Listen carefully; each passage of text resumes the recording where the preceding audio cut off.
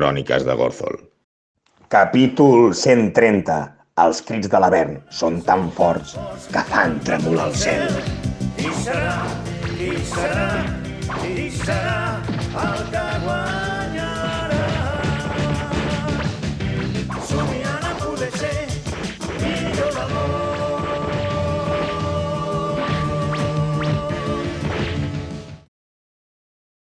El grup de demolició espacial no pot permetre's el luxe de quedar-se petrificats davant la mort.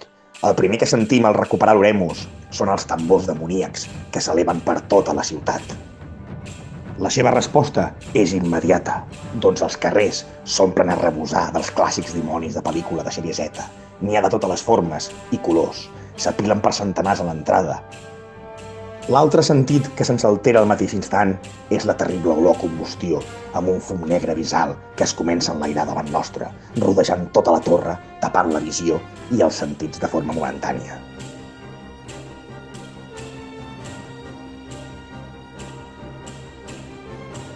La reacció és instantània. Reia i Ravengard preparen els pocs soldats que tenen per la defensa impossible. Paraules motivadores darrere d'un mur de gel, doncs sens dubte ella sap que és l'última marxa dels Hellriders i si han de morir, ho faran rubricant-ho a sang i ferro. Els Hellriders, després de rebre instruccions, canten cançons per motivar-se i defensar el castell entre mirades de pavor i d'altres de resignació. Glory, glory, what a hell of a way to die. Glory, glory, what a hell of a way to die. Glory, glory, what a hell of a way to die. He ain't gonna jump no more. Lucian, veient l'oportunitat, es posa amb un escorpí de salt gegant per tal d'atacar el drac i tot enemic volador que ens pugui flanquejar.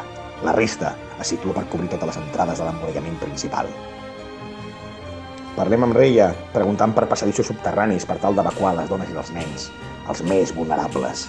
Se'n va i torna amb el pare Jinx, que beneeix a tots els soldats i ens informa que ell liderarà l'escapatòria mentre nosaltres els donem temps.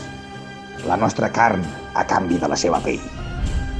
Després de mirar-nos amb ulls d'admiració, ens beneeix a nosaltres donant-nos fe per lluitar sense por fins la marc final, que sens dubte arribarà per la majoria dels presents, doncs som amb prou feines 30 homes contra més de 300 bèsties i un Shiva Inu. Ens preparem a les defenses quan sentim el crit del drac atronador que aterra a la torre on defensa el coronel confederat. Tal com a terra, sense respir, el coronel, sense deixar temps de reacció, detona una bala dirigida a una de les poques escletxes de l'elm de Haruman, fent-lo sangrar com la bèstia que és. Ell, pres de la ràbia, l'ataca amb el seu espadot de tamany pànzer, que l'ensarta plaer com una ulleta. El drac es pensa xixorroscar el coronel, però al veure-ho mort i abatut, emprèn el vol per continuar assediant i deixa caure el cos inert d'aquest dins la muralla. Lucian, veient com abaten el seu amic, comença a cridar de ràbia i amb un tret perfecte dispara contra el drac i la travessa la seva pell i carn. Gorthol i Bratak, el Double Team, veient l'oportunitat de distracció que ha generat Lucian l'elf, es prenen la poció de volar i es dirigeixen cap a Haruman per darrere.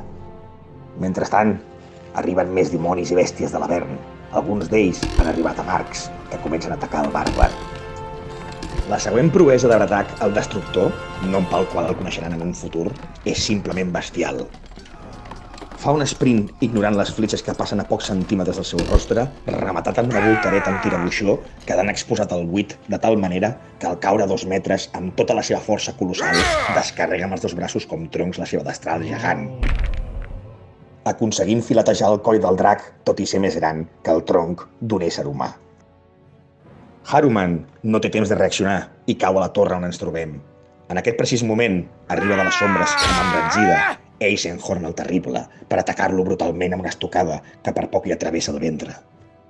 Des d'una torre de l'altra banda apareixen més dimonis que ens ataquen i desapareixen després. Alistar, veient el perill, els ataca, mentre amb un multitasking espectacular reanima el coronel al mateix moment, a punt d'expirar. Amb una commoció terrible, Douglas Arthur Mortimer aixeca la vista veient les restes del drac, abans de poder somriure, sent un soroll terrible del fort nord. Hi ha una gran explosió i les criatures comencen a avançar pel pati, cap a les forces de Uldren Ravengard directament. Lucian, veient l'oportunitat, gira la ballesta per atacar amb l'artilleria a Haruman, però no li dona ni a cap company. Haruman, desesperat, veient-se enmig de tot el conflicte, ens demana: Parat, i us perdonaré la vida.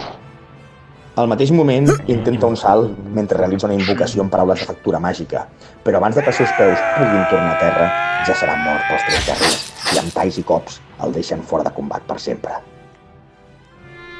Per un segon, Gorthol reconeix els ulls del seu antic amic, Shiva Inu, clars i blaus com el cel d'estiu.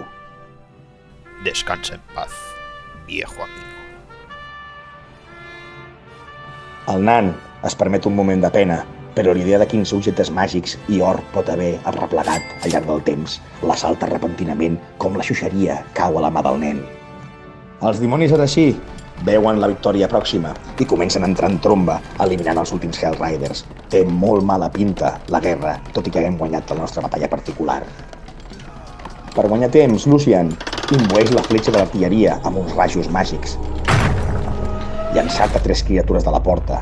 De cop, aquestes criatures obren les boques i exploten terriblement. La deflagració generada és tan gran que l'explosió en cadena s'emporta també per davant a Ulder Ramengat i tots els soldats. El grup es torna a reunir de nou després d'aquesta gran batalla, dolorits i sense temps a perdre, però tenen un segon per agrair-se els uns als altres amb la seva mirada noble però ferma, la gran batalla lliurada.